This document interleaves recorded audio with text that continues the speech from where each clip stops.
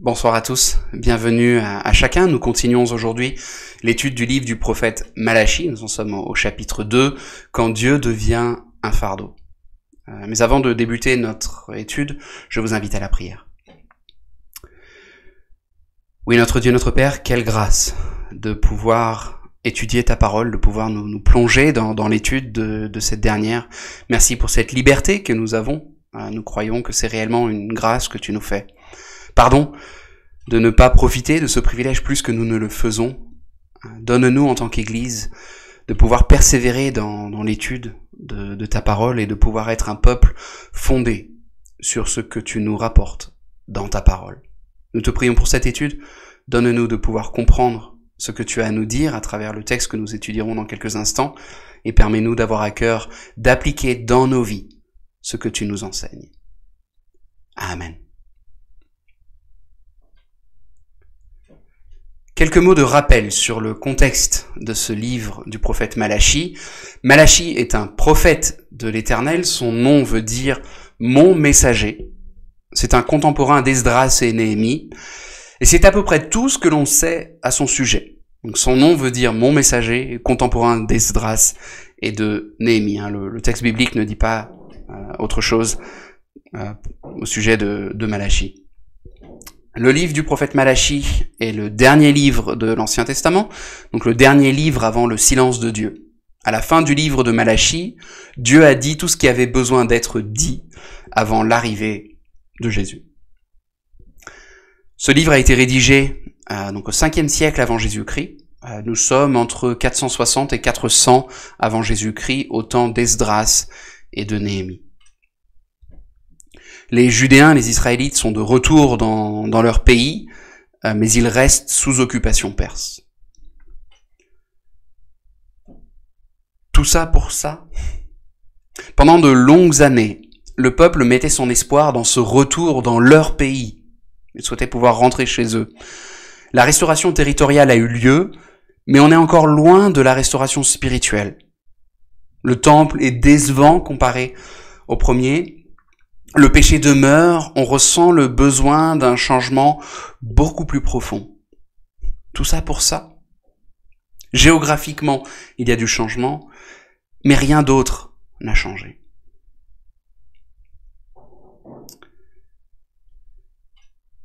Il y a des parallèles frappants entre le contexte à l'époque de Malachi et notre contexte aujourd'hui.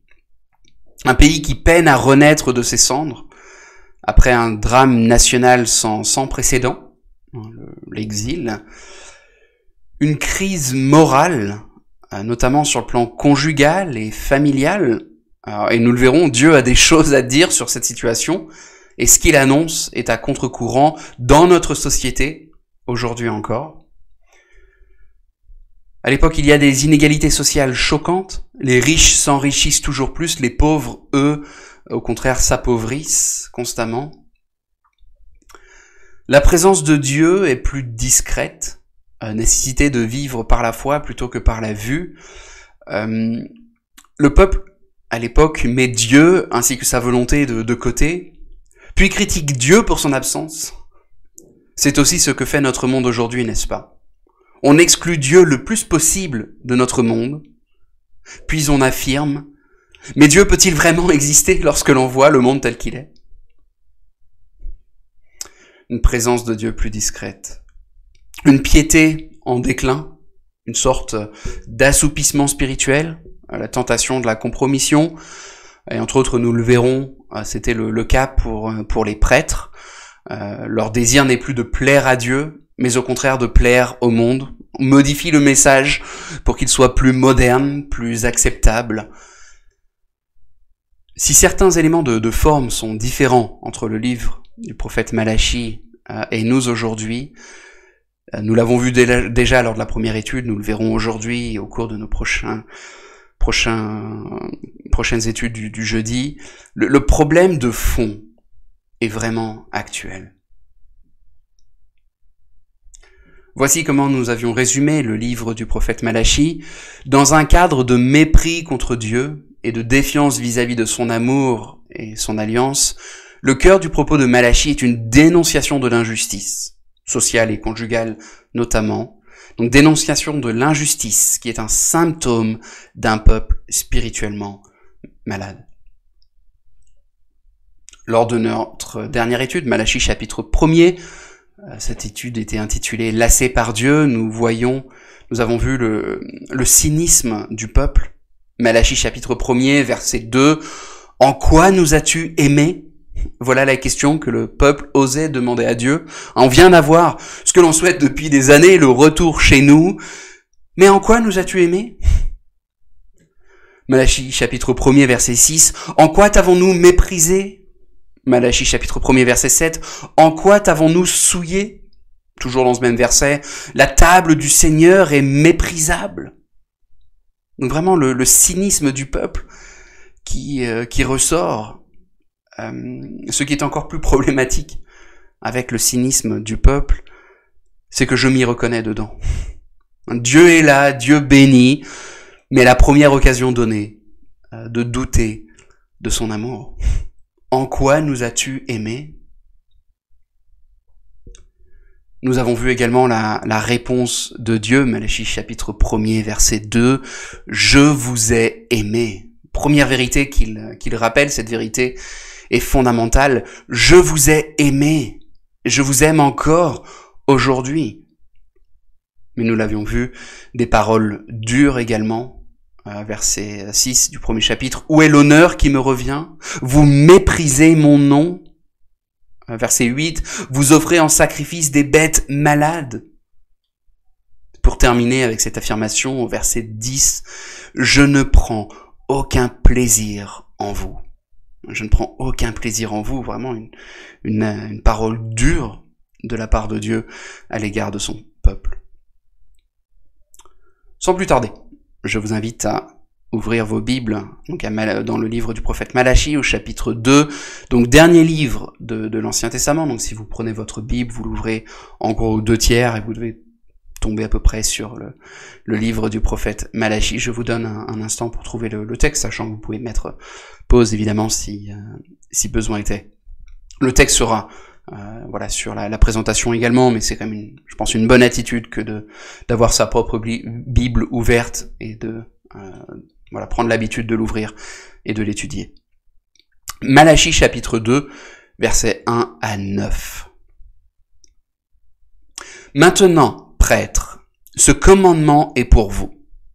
Si vous n'écoutez pas, si vous ne prenez pas à cœur de donner gloire à mon nom, dit l'Éternel, le Maître de l'univers, j'enverrai parmi vous la malédiction, et je maudirai vos bénédictions. Oui, je les maudirai, parce que vous ne prenez pas cela à cœur. Me voici, je menace votre descendance, et je vous jetterai des excréments au visage, les excréments des victimes que vous sacrifiez, et on vous emportera avec eux.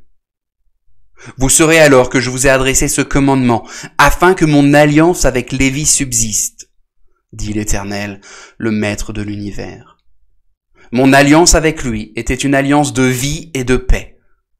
Je les lui ai donnée pour qu'il me craigne, et il a eu pour moi de la crainte. Il a tremblé devant mon nom.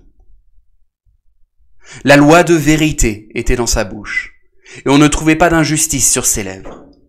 Il a marché avec moi dans la paix et dans la droiture, et il a détourné beaucoup d'hommes du mal. En effet, les lèvres du prêtre sont les gardiennes de la connaissance. C'est à sa bouche qu'on demande la loi, parce qu'il est un messager de l'Éternel, le Maître de l'univers.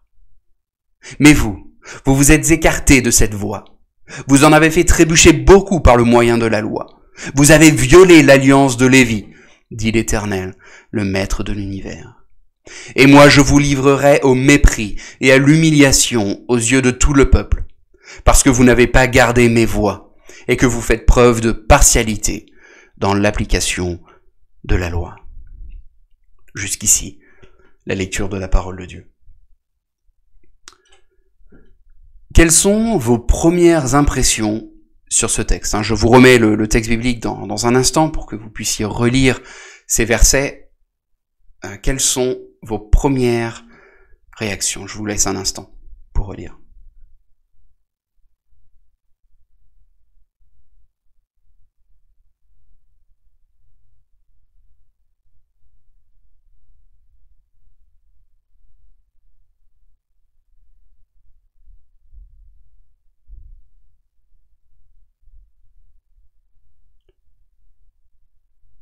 vous mets la deuxième partie du texte.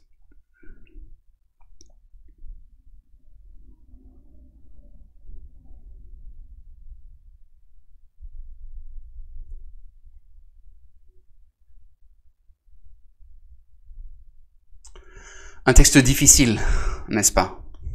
Difficile sur plusieurs aspects. Il y a plusieurs thèmes avec lesquels nous ne sommes pas forcément très à l'aise. Il est question d'alliance, de Lévi, des sacrifices. Mais soyons honnêtes, ce qui rend le plus difficile ce texte, c'est les réactions de Dieu, n'est-ce pas? La réaction de Dieu peut sembler presque démesurée. Je pense à ce verset 3 en particulier. « Me voici, je menace votre descendance, je vous jetterai des excréments au visage, les excréments des victimes que vous sacrifiez, et on vous emportera avec eux. » Je vous jetterai des excréments au visage. Vous ne vous attendiez pas à entendre cela, n'est-ce pas? Et quand on rajoute à cela, je vous enverrai à la malédiction, je vous livrerai au mépris et à l'humiliation, ce n'est pas simple à comprendre, n'est-ce pas? Face à ce texte difficile se rajoute la problématique suivante pour nous. Aujourd'hui, il n'y a plus de prêtres, il n'y a plus de temple, il n'y a plus de sacrifice. Que pouvons-nous donc retirer pour nous de ce passage? Pour chercher à répondre à cette question, prenons le temps de creuser le texte. Voici le plan de notre étude. Dans un premier temps, nous regarderons à ce qui est reproché aux prêtres. Ensuite, nous regarderons à la réponse de Dieu. Et finalement, nous poserons cette question, et nous, dans tout ça? Donc tout d'abord, le péché des prêtres. Relisons quelques versets. « Maintenant, prêtres, ce commandement est pour vous. Si vous n'écoutez pas, si vous ne prenez pas à cœur de donner gloire à mon nom, dit l'Éternel, le Maître de l'univers, j'enverrai parmi vous la malédiction, et je maudirai vos bénédictions. Oui, je les maudirai, parce que vous ne prenez pas cela à cœur. Mais vous, vous êtes écartés de cette voie. » C'est verset 8, j'ai sauté au verset 8. « Mais vous vous êtes écartés de cette voie. » La voie de Lévi. « Vous en avez fait trébucher beaucoup par le moyen de la loi. Vous avez violé l'alliance de Lévi, dit l'Éternel, le Maître de l'univers. Et moi, je vous livrerai au mépris et à l'humiliation aux yeux de tout le peuple, parce que vous n'avez pas gardé mes voies et que vous faites preuve de partialité dans l'application de la loi. » Qu'est-ce qui est reproché aux prêtres? Je vous laisse un instant pour répondre à cette question. Je vous rappelle que si vous souhaitez plus de temps pour répondre, il vous suffit de cliquer sur pause et prendre le temps qu'il faut. Qu'est-ce qui est reproché par Dieu aux prêtres?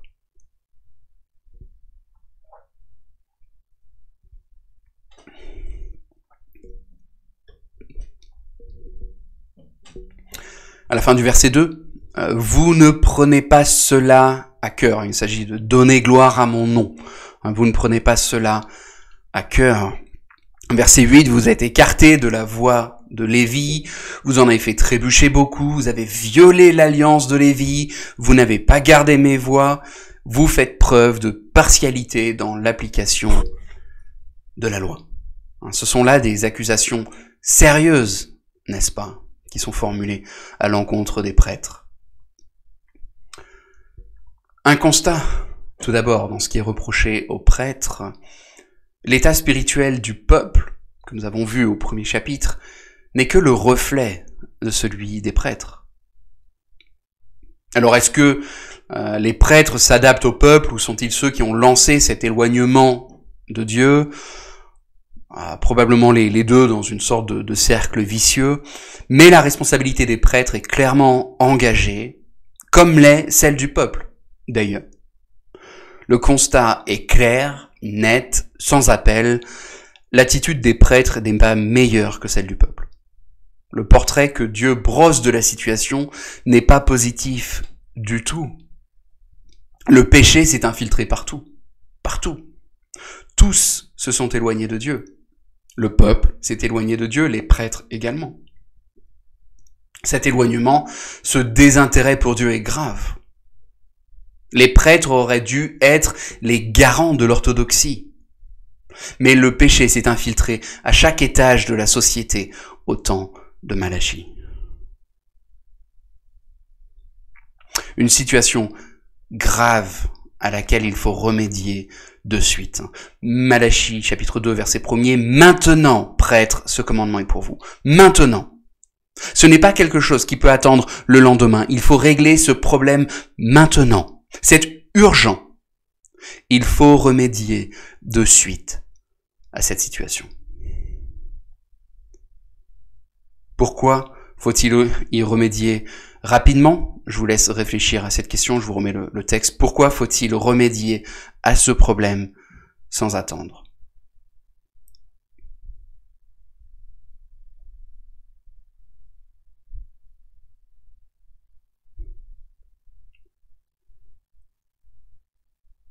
Première chose qui est formulée dans notre texte, parce que sinon viendra la malédiction.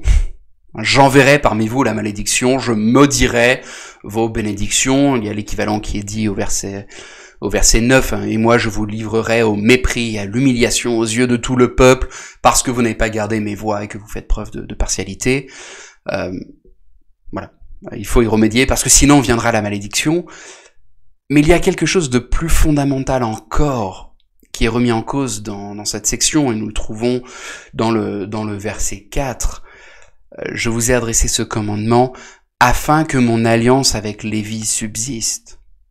Afin que mon alliance avec Lévi subsiste. Il en va de la survie du sacerdoce des prêtres.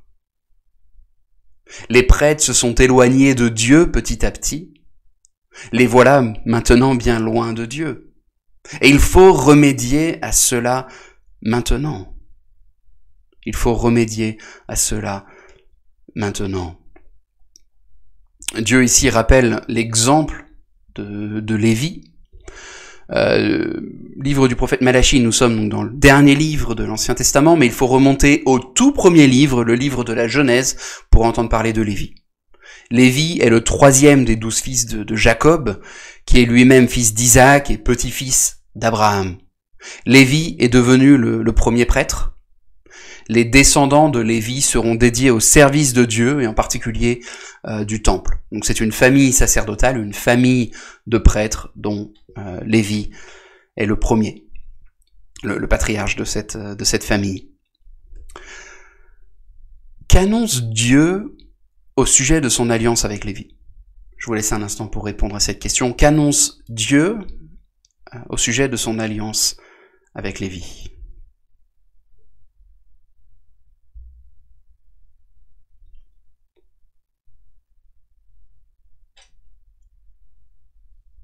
Verset 5, mon alliance avec lui était une alliance de vie et de paix.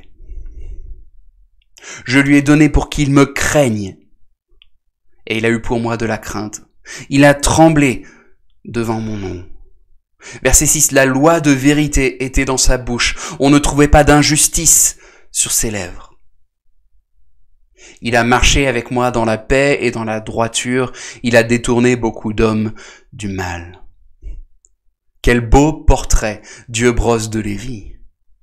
Il n'était certainement pas parfait, mais quel homme de Dieu! Qui n'aimerait pas être décrit ainsi par Dieu? Il a eu pour moi de la crainte, il a tremblé devant mon nom, il a marché avec moi dans la paix, dans la droiture, il a détourné beaucoup d'hommes du mal. Waouh! Lévi est quelqu'un qui craignait Dieu. Il a eu pour moi de la crainte, il a tremblé devant mon nom. La crainte de l'Éternel. La crainte est souvent, le mot crainte est souvent comprise de manière négative, mais ce n'est pas le portrait que la Bible fait de la crainte de Dieu.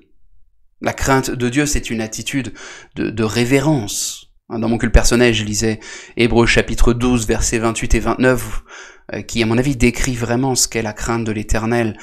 C'est pourquoi, puisque nous recevons un royaume inébranlable, attachons-nous à la grâce qui nous permet de rendre à Dieu un culte qui lui soit agréable, avec respect et piété. Notre Dieu est en effet un feu dévorant. Ce respect et cette piété correspondent à la crainte des chrétiens envers Dieu. C'est un facteur qui nous motive à nous donner entièrement au Créateur de l'univers. Le chrétien sait qui est Dieu. Il est le Dieu 3 fois saint, il est le seul Dieu. Il est le Dieu juste. Comprendre qui est Dieu va nous amener à le voir différemment. Et cela va radicalement changer notre manière de vivre aussi. La crainte de l'Éternel, cela va nous aider à vivre pleinement une vie de disciple de Jésus-Christ et nous encourager à rendre gloire à Jésus-Christ. Lévi avait pour Dieu cette sainte crainte. L'exemple de Lévi pour rappeler ce que Dieu attend des prêtres. Et le verset 7 résume à mon avis ce que Dieu attendait des prêtres. En effet, les lèvres du prêtre sont les gardiennes de la connaissance. C'est à sa bouche qu'on demande la loi, parce qu'il est un messager de l'Éternel, le maître de l'univers. Voilà ce que Dieu attend des prêtres. Les prêtres sont appelés à être les bergers du peuple. Ils sont appelés à être les messagers de Dieu, les gardiens de la connaissance de Dieu. C'est fort ce qui est dit dans ce verset, c'est un messager de l'Éternel. Les prêtres sont des messagers de l'Éternel. C'est à eux qu'il incombe la responsabilité d'annoncer la volonté de Dieu au peuple. Voilà ce que faisait Lévi, voilà ce à quoi sont appelés tous les prêtres. Voici ce que Brian Tilliman énonce dans son commentaire de ce passage, un commentaire qui s'intitule « Les livres d'Agé et de Malachie, commentaire biblique, édition Edifac ». Le degré de déchéance des prêtres n'est plus mesuré par rapport aux païens, mais par rapport aux prêtres lévites d'autrefois. Les prêtres à l'époque de Malachie étaient probablement des gens bien, des gens tout à fait respectables. Mais ce que Dieu recherche chez ses prêtres était bien plus que cela. Dieu cherchait des hommes qui le craignaient et le servaient avec joie, comme Lévi le faisait.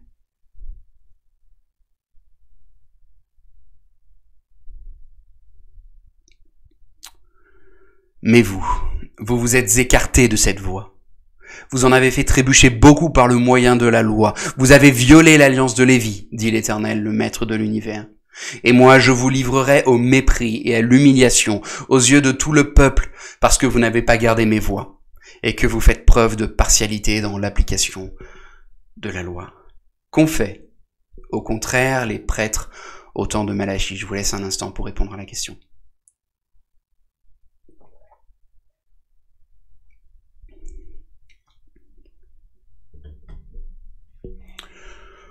Vous vous êtes écarté de la voie de Lévi.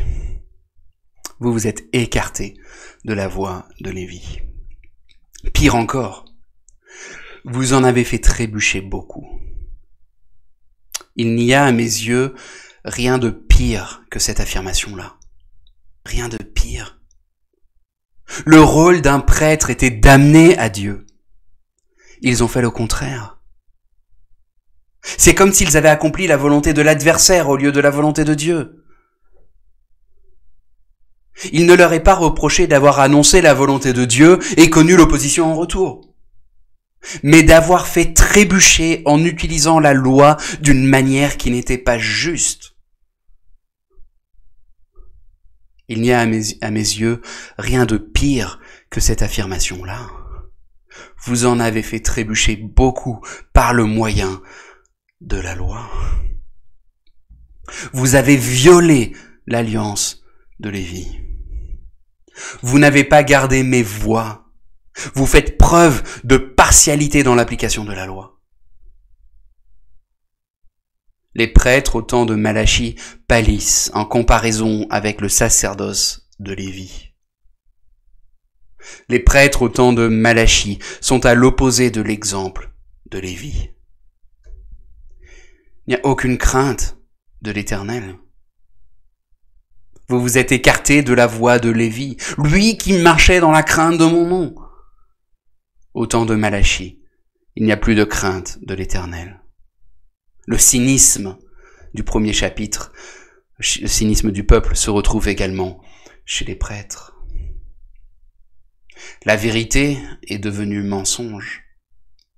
Pour Lévi, la loi de vérité était dans sa bouche, on ne trouvait pas d'injustice sur ses lèvres. Il n'en est plus ainsi au temps de Malachie. La justice est devenue partialité. La justice se fait selon les affinités, selon l'humeur, peut-être même selon la taille du portefeuille de l'accusé. La justice est devenue partialité.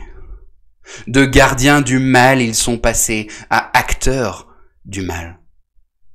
De Lévi, il est dit qu'il a détourné beaucoup d'hommes du mal.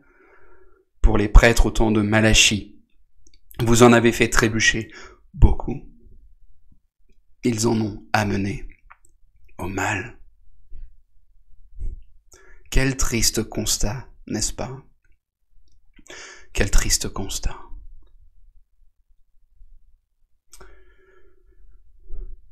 Qu'en est-il de la réponse de Dieu? Je vous invite à relire quelques versets.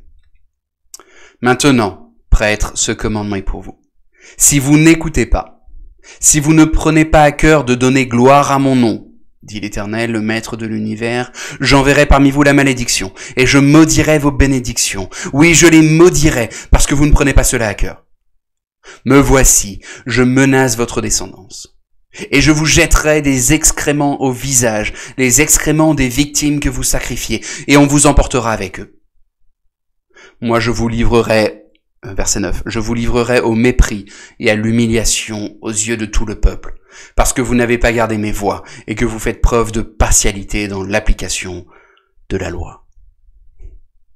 Quelle sera la réponse de Dieu si les prêtres ne changent pas? Je vous laisse un instant pour chercher la réponse dans le texte. Quelle sera la réponse de Dieu si les prêtres ne changent pas?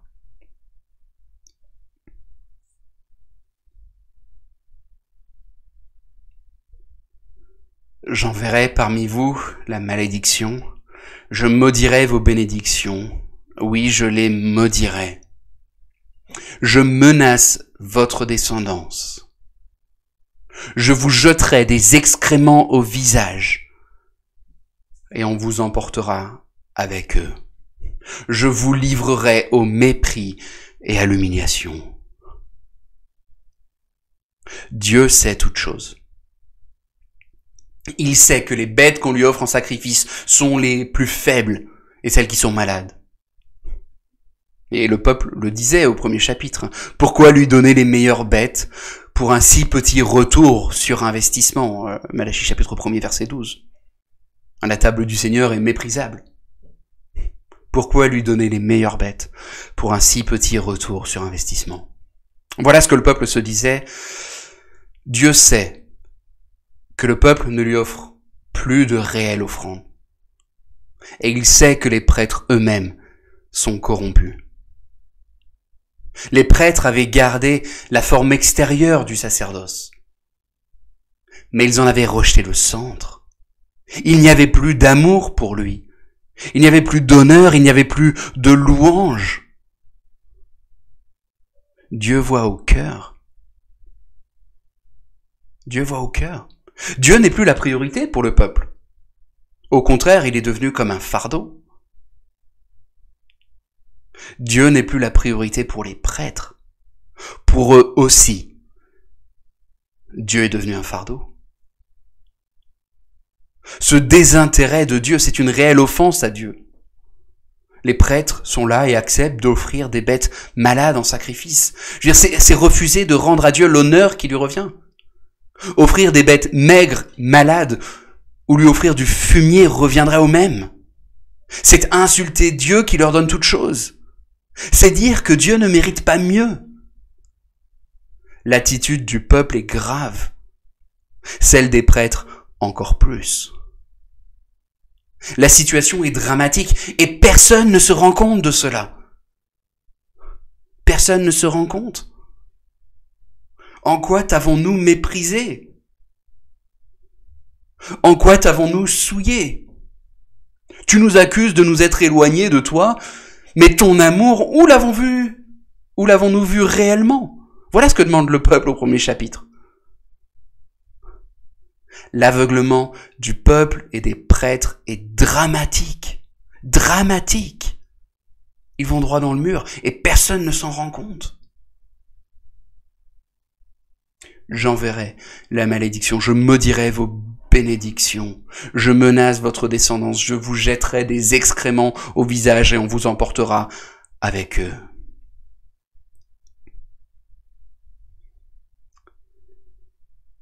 Oh, une petite erreur sur la présentation, ce n'est pas le verset 5, c'est le verset 3. Je vous jetterai des excréments au visage.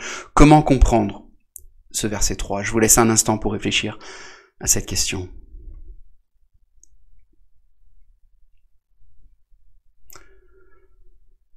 Je vous jetterai des excréments au visage. Nous avons ici une image dont le but recherché est précisément d'interpeller. On ne peut pas lire ça et l'ignorer. L'offense des prêtres est grave. Et Dieu souhaite que les prêtres comprennent la gravité de leur faute. L'image qu'utilise Dieu ici reflète l'intensité de sa colère. Dieu souhaite interpeller les prêtres. Voici ce que dit Brian Tillman dans le même commentaire. Le langage ne peut manquer de heurter des hommes épris de pureté rituelle, rendus par cet acte impur eux-mêmes dans des circonstances particulièrement humiliantes. Ainsi souillés, ils ne sont plus bons qu'à être jetés eux-mêmes sur le fumier avec les déchets des autres victimes.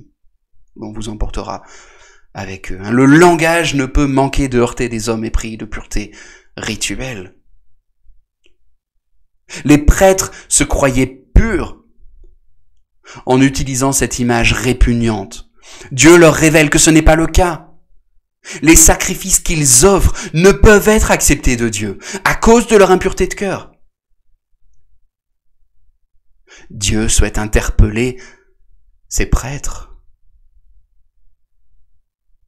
Dieu souhaite interpeller ses prêtres.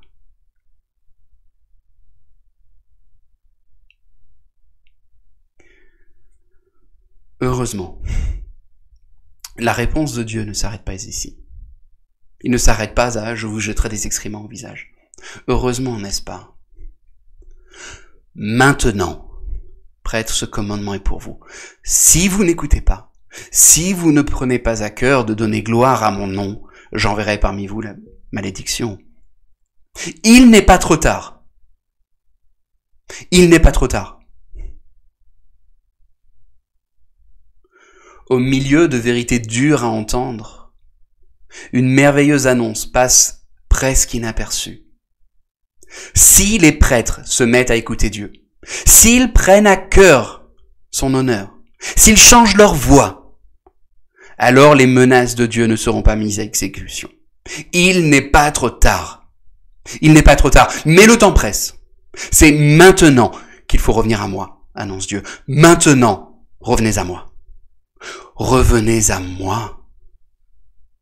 Suivez l'exemple de Lévi.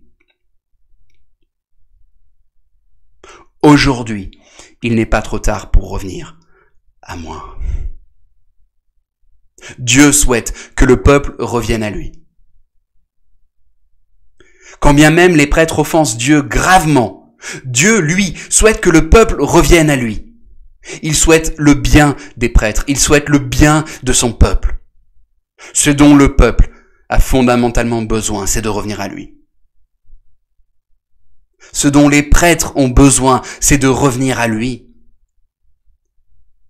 Ce dont tout homme a besoin, c'est de revenir à Dieu. Dieu souhaite que son peuple rebelle revienne à lui. Revenez à moi. Suivez l'exemple de Lévi.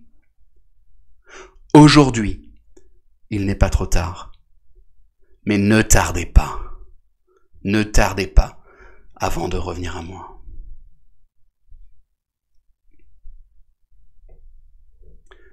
Et nous, dans tout ça? Et nous, dans tout ça? Nous le disions en introduction, le contexte de l'époque n'est pas si différent du nôtre.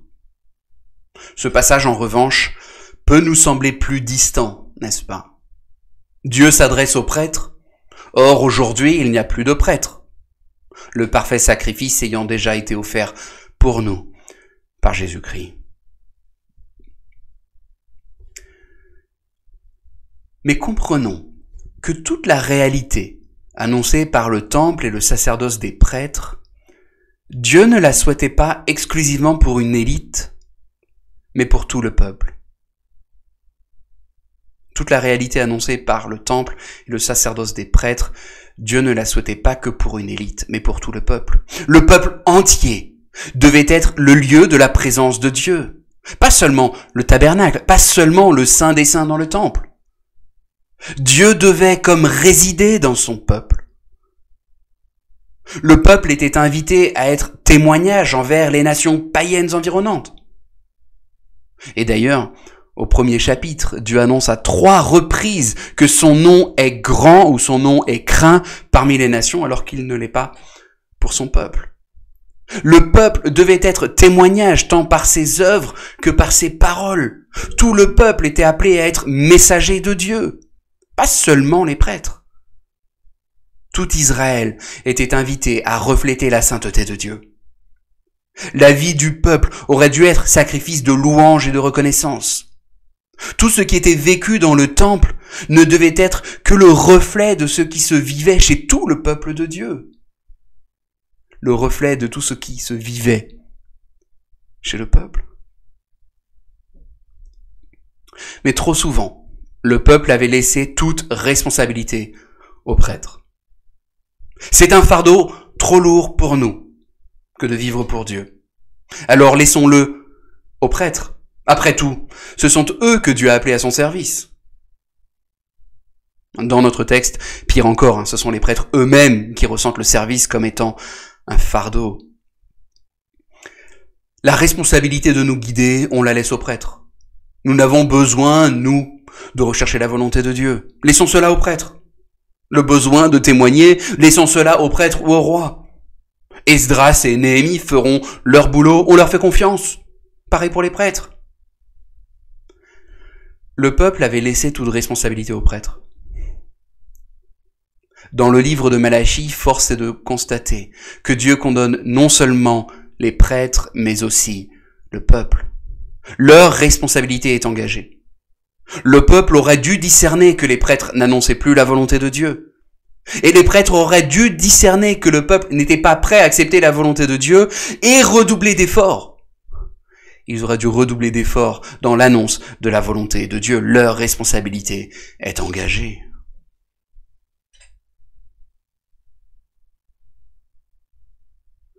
Je vois la même tentation poindre aujourd'hui. Dieu nous appelle tous à son service. Il nous appelle tous à son service. En tant qu'enfants de Dieu, rachetés par le sang de Christ, nous sommes appelés à nous considérer comme étant au seul service de Dieu. Dieu ne souhaite pas que seule une élite religieuse vive pour lui, mais il souhaite que chacun vive pour lui. Et ne me faites pas dire ce que je ne dis pas, je ne me considère pas comme membre d'une élite religieuse, au contraire même. Et personne dans le conseil de l'Église ne se voit ainsi. Mais je me demande si nous ne sommes pas, parfois, considérés comme une élite religieuse. Ne tombons pas dans le piège de croire que nous pouvons nous satisfaire du minimum. Aller au culte, peut-être à l'étude du jeudi soir, et que c'est très bien comme cela. Non, Dieu souhaite que nous vivions pour lui, que nous recherchions sa volonté, que nous creusions l'Écriture, et que tous nous annoncions sa volonté. Tous. Si nous nous disons, ah bah ça, l'évangélisation, ou l'accompagnement, la prière, c'est pour les anciens de l'Église. Ce n'est pas de mon ressort. Alors il y a un réel problème. Il y a un réel problème. Pour que l'Église grandisse, elle ne peut se reposer exclusivement sur le conseil de l'Église. Il faut que chacun se comprenne comme étant au service de Dieu. Parce que nous le sommes. Je vous renvoie vers notre étude de la première épître de Pierre, si vous souhaitez creuser ce point plus en détail. Pour que l'Église grandisse, Il faut que chacun comprenne la responsabilité qui est sienne. Il faut que chacun cherche à discerner la volonté de Dieu. Un exemple. Si vous avez à cœur que vos enfants acceptent Jésus-Christ comme leur Seigneur et Sauveur personnel, veiller à ce qu'ils participent au groupe de jeunes est une très bonne chose. Mais si vous croyez que votre devoir s'arrête là, et qu'ensuite, c'est entre les mains des responsables de cette activité et des pasteurs, vous vous trompez. La vie chrétienne ne consiste pas à lancer des grandes idées et partir du principe que d'autres doivent les appliquer. Pour que l'Église grandisse d'une manière fidèle à ce que le Seigneur souhaite, il faut que chacun comprenne la responsabilité qui est sienne. Jésus s'est racheté des individus pour former une communauté nouvelle. Cette communauté, l'Église, est réellement magnifique. Nous avons la possibilité de porter ensemble ces fardeaux trop lourds pour une seule personne. Mieux encore, nous pouvons les déposer ensemble au pied de la croix. Faisons-le. Mais ne confondons pas fardeau et responsabilité. Ne confondons pas fardeau et responsabilité. Déposer son fardeau à Dieu ne veut pas dire se décharger de notre responsabilité. Si nous reprenons l'exemple des enfants, déposer ce fardeau à Dieu, c'est lui dire « Père, je sais que c'est toi le seul qui peut sauver. C'est toi le seul qui peut attirer mon enfant à toi. Toi seul peux convaincre de péché et de grâce. Je remets mon enfant entre tes mains. » Ça, c'est déposer un fardeau à Dieu. Mais une telle prière nous décharge-t-elle de notre responsabilité spirituelle en tant que parents? Certainement pas. Certainement pas. Déposer son fardeau à Dieu ne veut pas dire se décharger de notre responsabilité. Nous avons une responsabilité de témoignage envers nos enfants, notre famille, nos proches, nos frères et sœurs. Nous avons une responsabilité dans la fidélité à la parole également. Nous ne pouvons pas lire ces versets dans Malachie et nous dire « Dieu parle au prêtre, donc ce n'est pas pour moi, je n'ai rien à retenir ». Si nous réfléchissons ainsi, c'est peut-être un signe que nous cherchons à nous décharger de notre responsabilité. Et d'ailleurs, si nous réfléchissons ainsi, alors nous trouverons toujours des excuses pour ne pas vivre ce qui est annoncé. Après tout, le Nouveau Testament est destiné essentiellement à des chrétiens d'origine juive, ce que je ne suis pas, ou des païens d'origine grecque, ce que je ne suis pas non plus.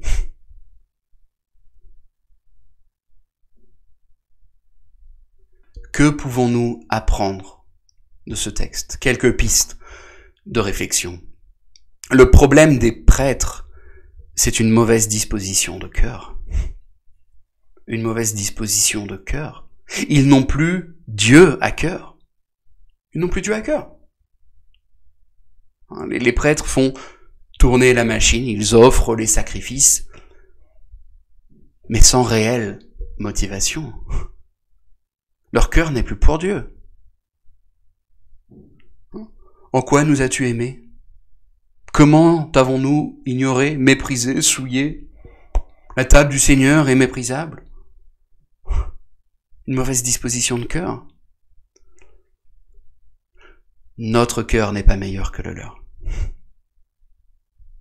Notre cœur n'est pas meilleur que le leur. Je le disais tout à l'heure, je me retrouve dans les plaintes qui sont formulées par le peuple et par les prêtres. Lorsque nous voyons le péché de certains dans la Bible, ne partons pas du principe que nous ne serions pas tombés dans le même panneau. Nous sommes bien plus pécheurs que nous le croyons. Bien plus que nous le croyons. La tentation de l'idolâtrie à laquelle les prêtres étaient confrontés est la même pour nous aujourd'hui. La tentation de croire que mon jugement est meilleur que celui de Dieu. Ça se voit dans le cynisme du peuple et des prêtres. Mon jugement est meilleur. En quoi est-ce que moi j'ai arrêté de t'aimer? En quoi est-ce que toi tu m'as aimé?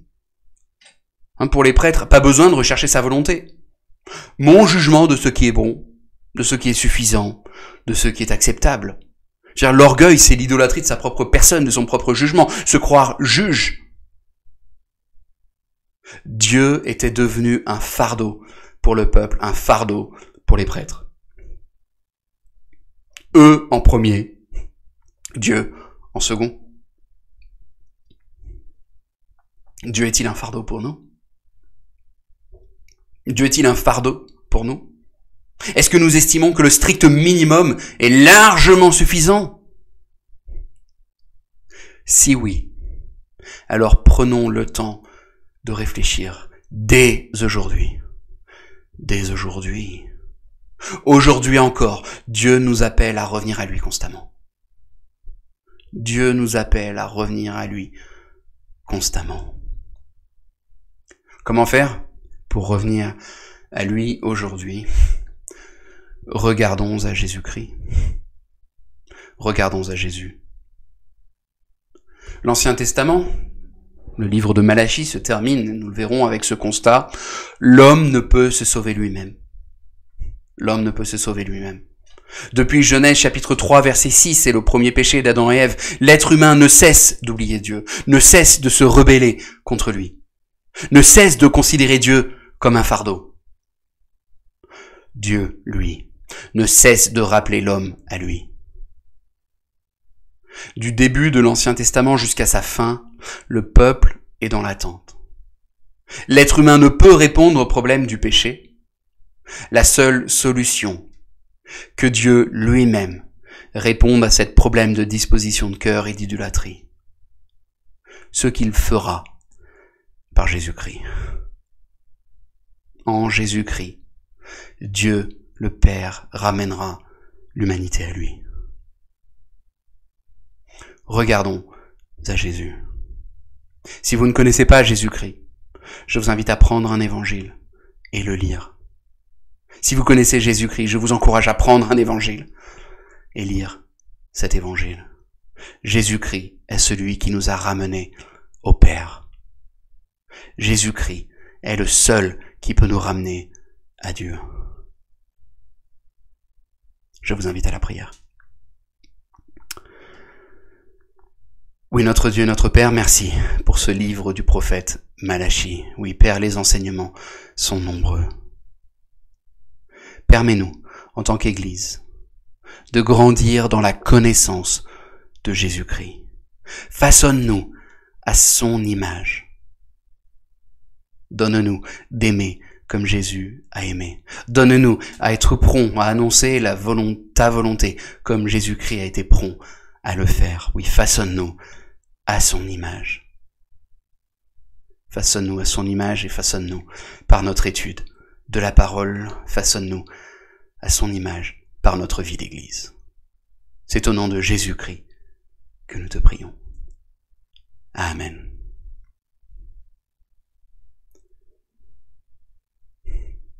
Merci pour votre fidélité dans l'étude de la parole. À nous maintenant de chercher à l'appliquer dans notre vie. Amen.